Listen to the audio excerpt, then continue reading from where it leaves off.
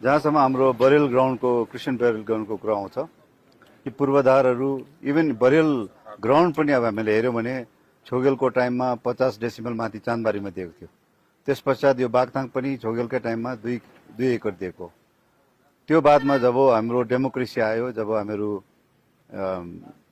माने इन्डिपेन्डेन्टली अब एउटा स्टेट भयौँ है, कन्ट्रीदेखि एउटा स्टेटमा गयौँ, त्यहाँदेखि जो सरकारहरू आए धेरै, कसैकोबाट त्यस्तो सहयोग भएको थिएन।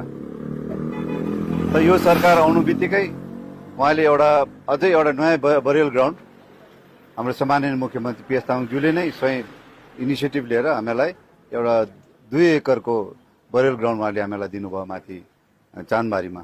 त्यो मात्र होइन, यो जुन चाहिँ अब यो यहाँ बिल्डिङहरू बनेको छ, यो पूर्वाधार बनिएको छ, यो पनि उहाँकै सरकारमा बनिएको हो। उहाँले नै अनुदान दिएर डिपार्टमेन्टबाट, कल्चर डिपार्टमेन्टले बनिएको छ। र त्यो मात्र होइन, अब प्राय अब हाम्रो धेरै जन छ, यहाँ मात्र होइन, अब यहाँ गान्तोकको लागि मात्र होइन, यो हेर्नुहोस् पेन्लोङ, बोझोघारी, इभेन नाथाङ माचङको तपाईँको सेराथाङदेखि लिएर 6 माइलदेखि लिएर बुर्तुक, पारी, राङ्का, स्यारी है, तपाईँको हरिथाङ, तादुङ, इभेन रुम्तेकको है, यी सबैजनाहरू अब हामीले हेऱ्यौँ उता रानीपुलतिर पनि पार्थिव शरीर यहाँ ल्याउने गरिन्छ। त्यसो गर्दा कति दुःख हुने गर्छ।